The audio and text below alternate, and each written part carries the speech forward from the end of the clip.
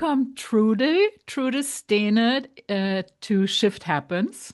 I'm really excited that we are coming together here for this conversation.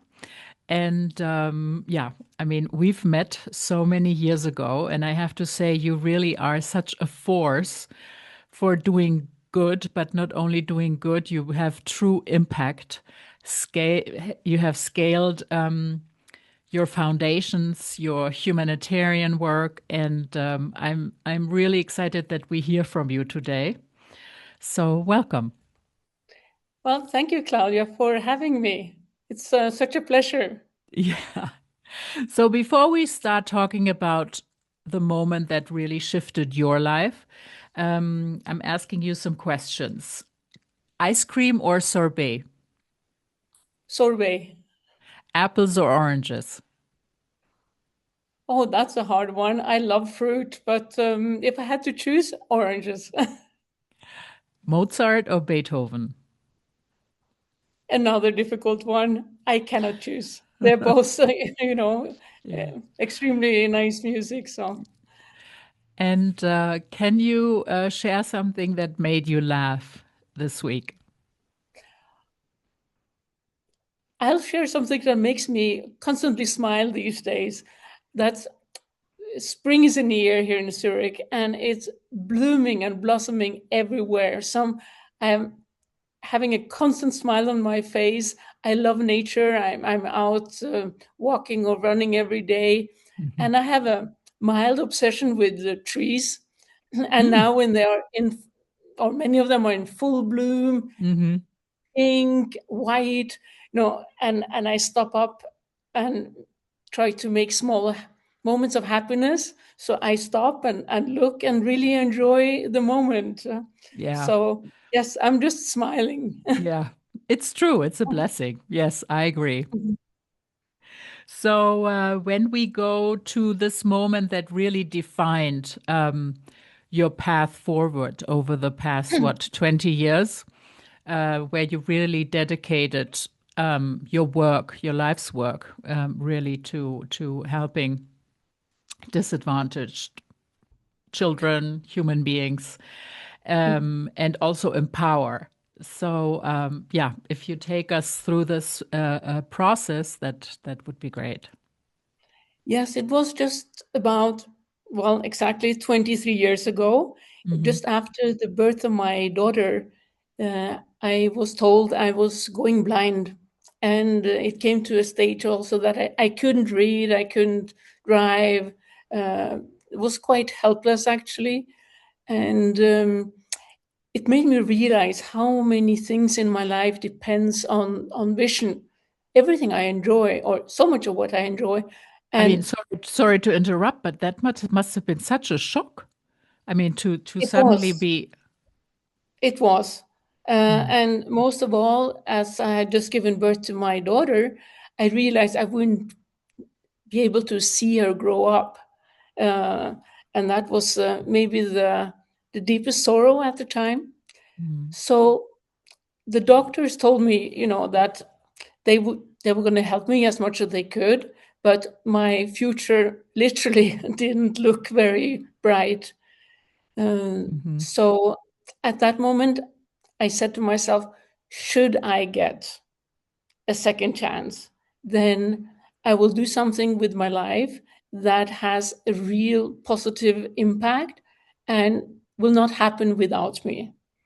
Up to then, I had had a career, had started a company, but I didn't change the world in any way.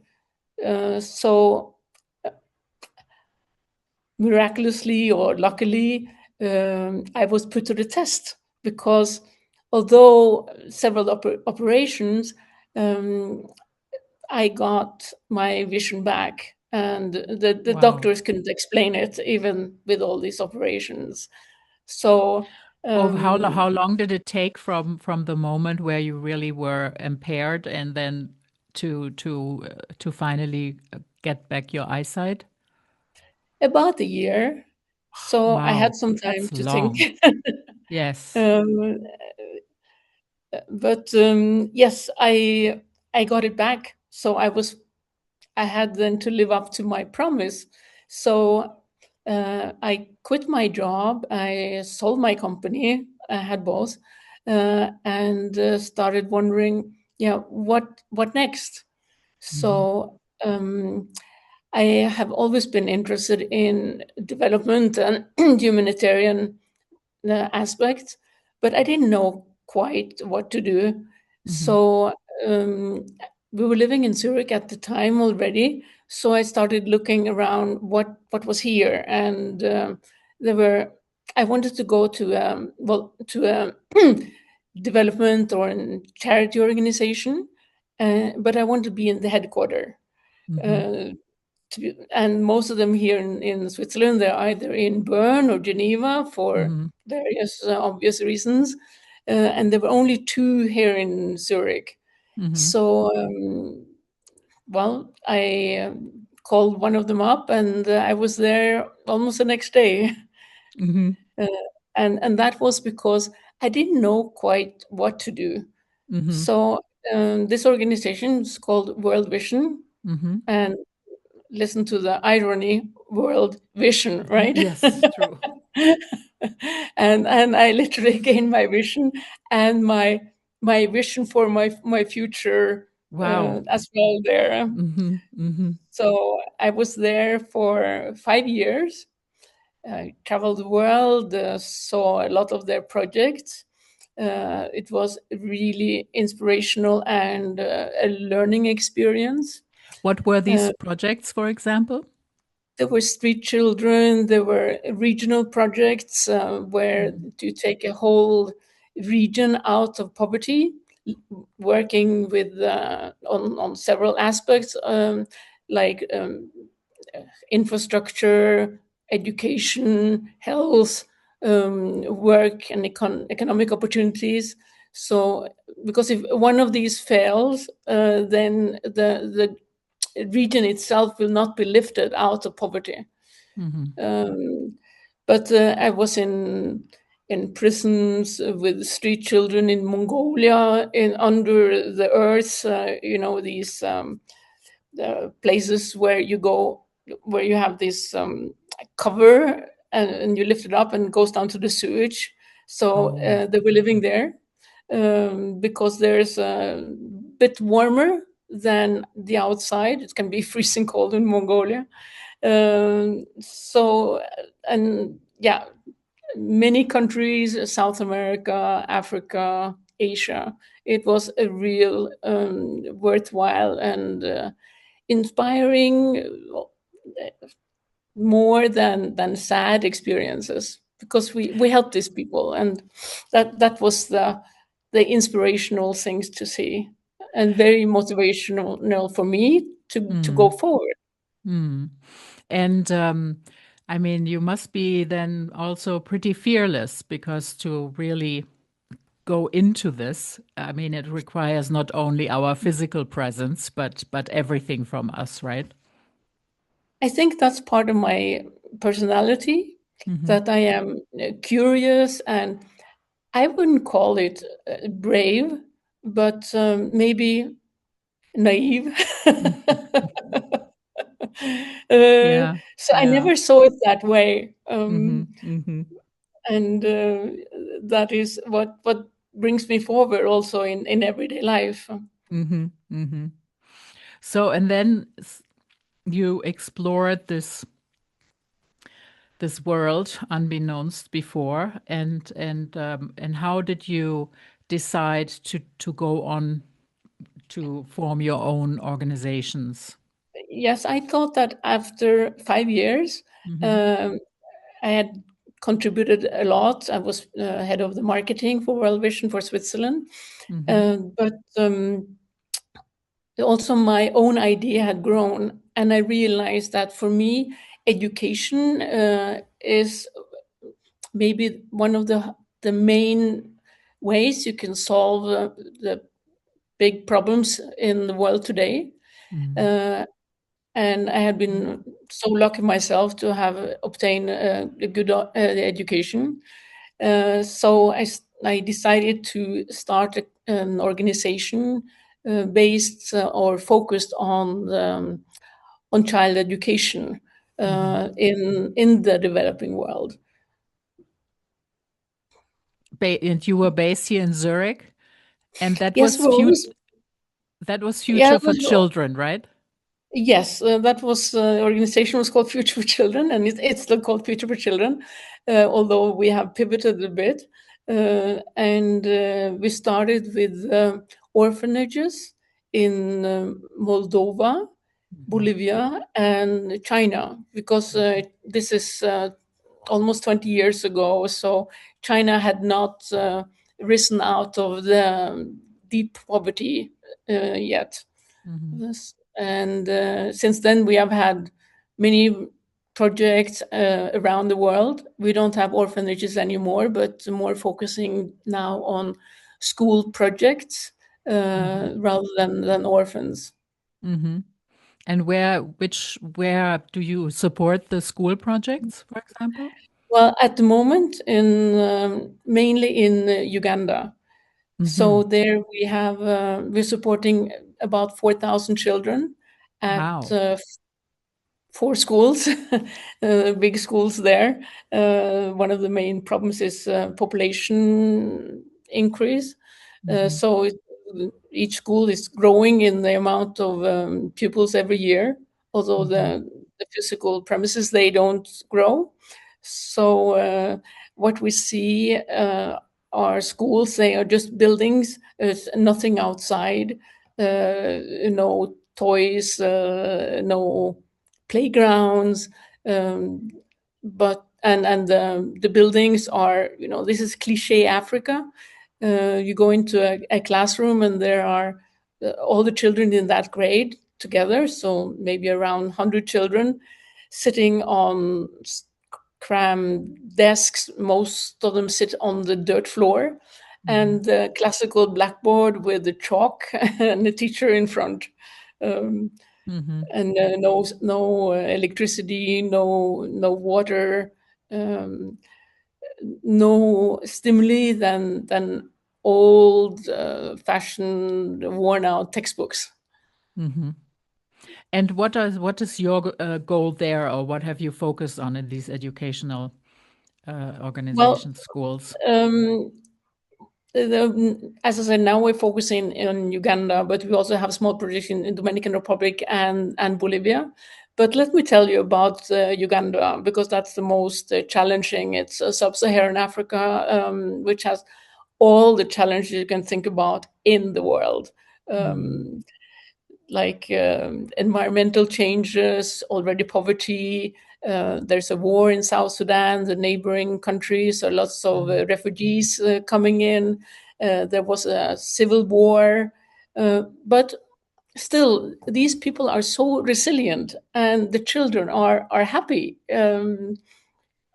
Maybe because they don't know anything better, but Mhm. they are also so thankful for every intervention you do. Mhm. So when we came there, just as the beginning of at the beginning of COVID in 2020, there was no food at school. So the children, they would come to school maybe after walking several kilometers, Mhm. um, hungry, no food at school, back again. So and just in the breaks, they were just lethargic, hanging around, maybe leaving school before it was finished. We realized the first we had to do was food security. Mhm. So Mhm. we started with an pioneering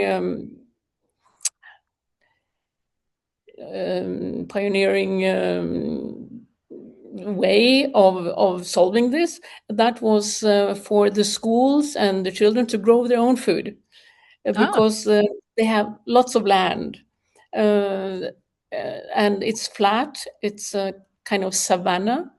So with a little bit of intervention, like help with the cost of tilting the land and buying the seeds, Mhm. they could grow their own food.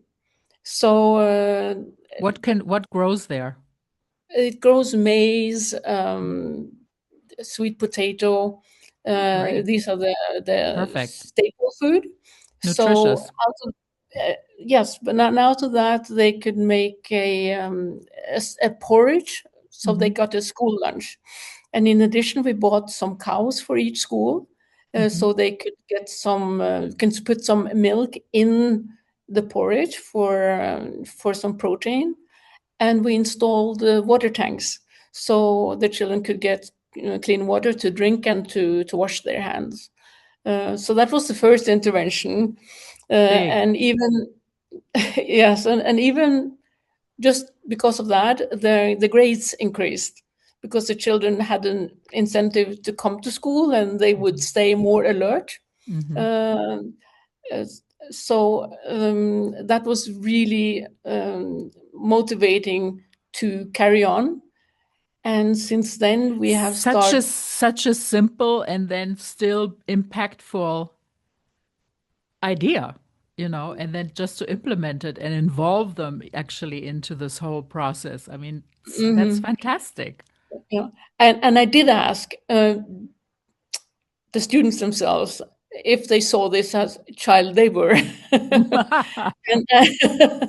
And and they said no, it was a chance for them to get out of the classrooms and also to learn about well, growing foods Hmm. and farming.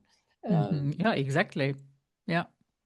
and also this was also with the help of the parent teacher organizations at each school, so they all chipped in with the labor, uh, and then we provided the investments, the money behind it. And so now what we are doing at these same schools, we installed libraries because, as I Hmm. said, there's no stimulus, just Hmm. these textbooks. Hmm. And we started with one school to see if there was any interest at all, because we didn't know Hmm. with the children, would they borrow the books, would they read them. So we started with the one library, and yeah, the books, they flew off the shelves. There were, if you look at the library, there were no books there because they were all borrowed Yeah. or lent out to the children. So we Wonderful. implemented that to the other schools as well, and now we have had these for a couple of years. So now the schools are swapping the books in between them. So Yeah. because Yeah. with Yeah. children, they have read most of the books by now. Yeah. That's fantastic. Yeah. Amazing. How often are you there? I go about every year. Hmm. Um, Hmm. there are lots of opportunity cost by going there because it's quite expensive with the airline tickets. I Hmm. need a car with a driver because this Hmm. is about 15 hours from Kampala up north, and need to pay for the driver and the car for several days. And these are the same prices as Europe, more or less. Yeah. Um, and but I have a team there, Hmm. so which I trust. So it's not necessary for me to go that often. Hmm. We have Yeah. weekly Zoom meetings, and there's a trustworthy, really dedicated team. That's that's fantastic. I mean, I've heard many stories of situations where it was not that trustworthy, and yeah, it Well, just didn't learned that over the reach. years. Yeah, I'm sure. And we always work with local either organizations or people on the ground. Uh, Hmm. Hmm. it's much more effective, and you can reach the people and the causes, what's really important in each region. But But then, of course, the future for children and the focus on the schools and the children wasn't enough. And you moved on into another project, which I started to use, and I love it. But we come to that in a moment. So you went into beauty and skincare. Yes, let me go back to tell you because how it came to that. Because in Uganda, we started also empowering women. So when we came there, it was mainly because of these educational programs, but to also realize that the mothers were very much involved as well. And Hmm. I started talking with them. And one of the things I realized was that they are already formed in groups, about between 10 and 20 women, for other reasons, for support, for working together, looking after children. And I also realized that they save. This is a cash society, and they save in a tin box uh, that one chairwoman she has, and three women have to unlock it simultaneously. So throughout the year, they save their money there, and they have a book where they write down how much. So in each December, they unlock, and each gets back exactly how much they put in. Hmm. And then they use it for necessities. They don't go on a spending spree. They don't have the resources for that. So it can be food or school fees, school uniforms, etc. And I found this fascinating. Hmm. And I have been Totally. involved in microfinance before. Hmm. So I came up with the idea that to offer them that if they invested collectively out of this money for an investment that would have a positive return, then the organization Future for Children would double that to Hmm. incentivize them for doing something. But they have to decide on what and how much. So, with the help of the team down there, this was five groups, they all decided on half their money, which was big because they relied on this money. Hmm. And they decided on practical things because this Hmm. is really grassroots economies. So, Hmm. as I said, there's no electricity, there's no running water, there's Yeah. hardly any connection. Hmm. So, it had to be practical. So, they decided on goat breeding, on wild honey production, on seed trading, different things. Uh, and now they have all changed into goat breeding. They learned from each other, Hmm. and figured out that was the most beneficial. Um, and now with the first groups now been involved for 5 years, I think, Hmm. and they have moved on. So they have learned, and not only different thinking, they have become strategical. So they have kept a little bit of the money, but invested more. Hmm. So first they started buying one oxen because then they could have a plow in the back and plow Hmm. their land. Now they have bought a second oxen, then they can have a plow in between them. And they don't only plow their own land, but now they rent them out. Ha. So these women, from going from a state where they didn't know how they could feed the children next week, they have now a more predictable income. Uh, but it has more ripple effects than that. Hmm. They have grown in status in society. They held their heads up high, and they can also show their children, both the girls and the boys, that they can provide for them. They can do something, And have and agency. exactly, yeah. Mm-hmm. So Mm-hmm. so that is really inspirational. Mm-hmm. So inspirational that we're taking on many more groups. So now we have about 20 groups, Wow. and they all come to us Mm-hmm. because the word spread, Yeah. and they come to us, and the amount is not much.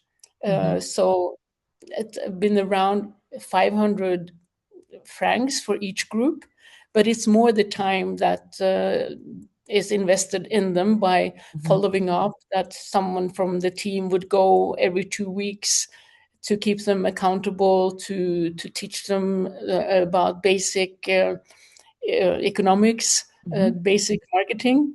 Mm-hmm. Uh, Bear in mind, some of these women are illiterate, Mm-hmm. but they are very street smart. So they they say themselves now their lives has completely changed just because of this Amazing. this intervention. Uh, And it all started with a tin box. it did indeed, it did, Yeah. and And now when we can we and then from there you yes, went exactly. I into told you it was a long, it was a yeah. long story. Yeah. Uh, yes, and while being there, I actually got sunburn, Mhm. and there are no shops around nearby. And this was the first time I was there in 2020. Uh, but two women separately came to me with this homemade remedy, looked like kind of butter, and I put it on, and it worked wonders. So I started asking, "What is this?"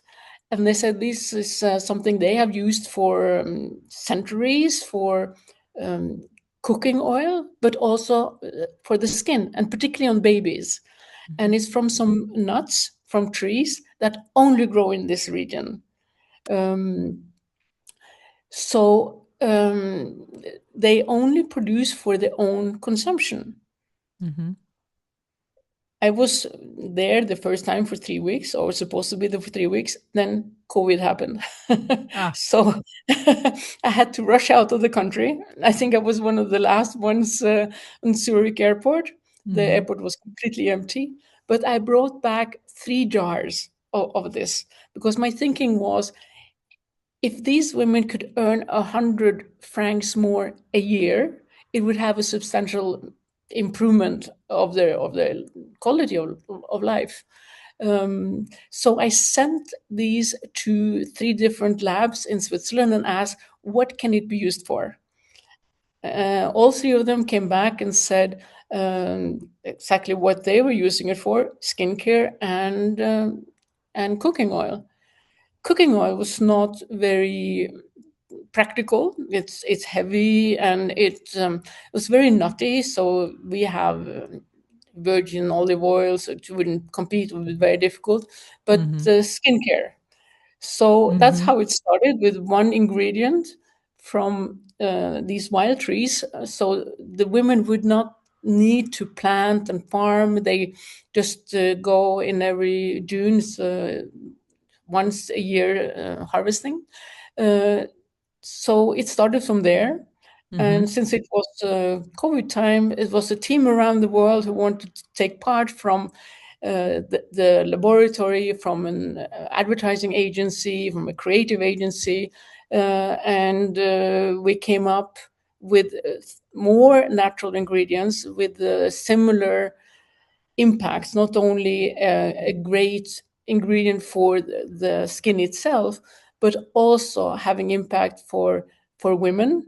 particularly, but also for the environment, Mhm. because these trees are traditionally cut down, used as firewood and building materials for their door frames and window frames, in their mud huts. Mhm. Uh, but and this would leave the in Uganda, the savanna, dry, without the biodiversity, So the savanna would turn into dry desert.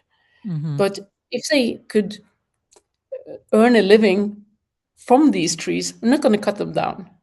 So Yeah. this is where the name comes from, Triple Solution Skincare. Mm-hmm.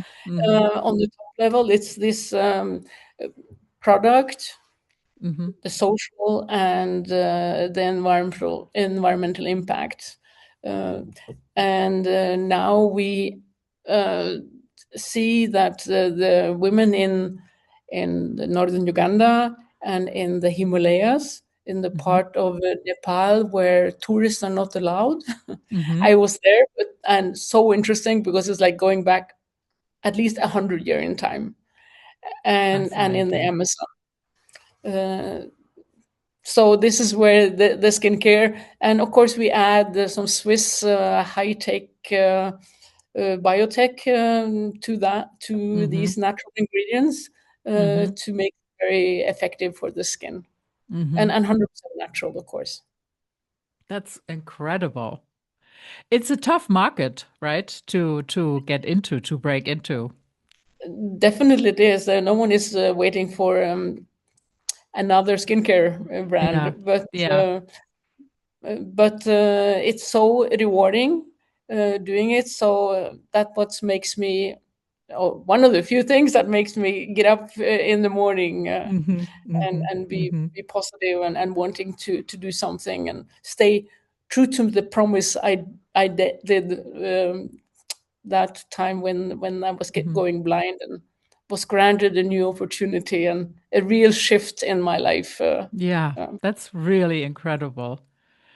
And I mean, your daughter, so she's kind of, been by your side all those years growing up and seeing her mother um, doing this and also, contributing so much to the life of underprivileged children. That must have also been a very big learning for her. yes, a learning for her and inspiration for me as well, Mm-hmm. for not only being a role model for her, but also showing her other girlfriends who are also involved to what they can do and how little it also Takes. takes to Mm-hmm. have some purpose and an impact on Mm-hmm. others who are not as Mm-hmm. fortunate as ourselves, Mm-hmm. and particularly on women and Mm-hmm. young women. Mm-hmm. Um, so yes, my daughter has been with me several times, uh, both to China, to Bolivia, to Uganda, Mm-hmm. and been part, although not really work, but taken part Of course. uh, Mm-hmm. in the organization. Mm-hmm. That's fantastic. So now you have this amazing product. And what is next now? So you developed the skincare, like the cream, the serum, and the cream for the night. Hmm. And how do you spread the word about it? Like how do people find out about it other than here? Uh, of course, we are on social media, Mm-hmm. so we sell basically through the internet. Mm-hmm. Because retail is, as you can see with the department stores and stores closing, uh, it's not where you get the big sales anymore. Mm-hmm. So I think we all are getting more and more used to buying online. And our products are formulated for women our age, like Mm-hmm. I would say Mm-hmm. 40 plus Mm-hmm. onwards. Mm-hmm. Um, and are we have been lagging in the purchasing online, but now there's not a brand who doesn't sell online, even the luxury brands who said a Oh few yeah. years ago, over my dead body. Yes. Oh yeah. Uh, Everyone. and the way forward is then to go into other markets. At the moment we are focusing on on the DACH, the Hmm. Switzerland, Germany, and Austria. Austria. But we also deliver to the rest of the EU without trying to do much of a marketing effort there yet. So first it is to grow the business, and then uh, maybe to add some products. People are asking for that, because now we have these three that are basically they cover everything you need for your skin. But Hmm. there we don't have a cleanser, and we don't have a dedicated eye cream. So that could be the next steps for the company.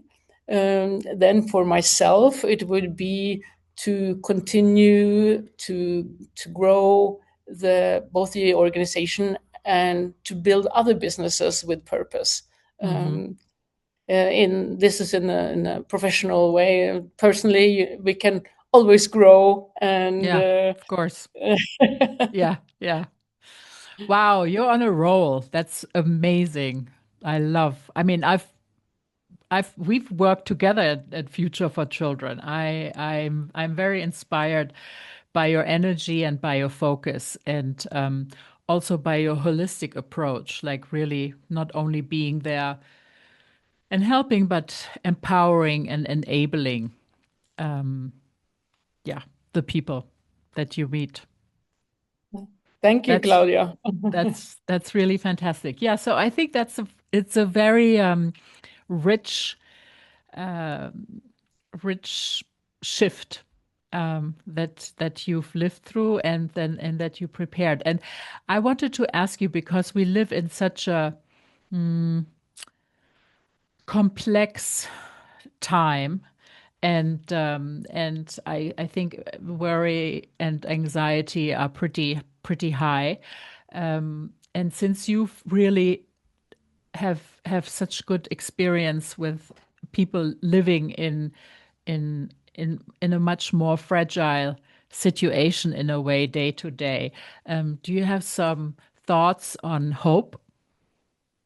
Oh, definitely. It's so easy to be buried in all these negative information and contexts we have today, but stay open and curious, and notice all the positives, and try to emphasize those, and be grateful and thankful for those moments and experiences, and to also to reduce uh, all the social media, Yeah. the news all the time. Once a day is more than enough, I think. Mm-hmm. um, Mm-hmm. and Yeah. for do something for yourself as well, um, whatever it takes that makes you more resilient or happier.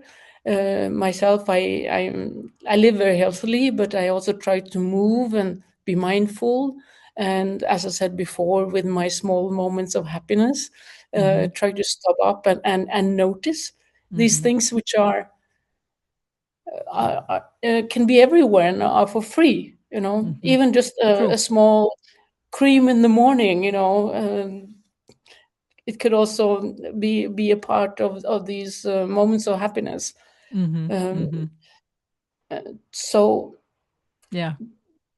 stay positive and stay curious, and try not to emphasize, although it's difficult, all these negative and difficult issues we are being surrounded with at the moment. Yeah. Yeah.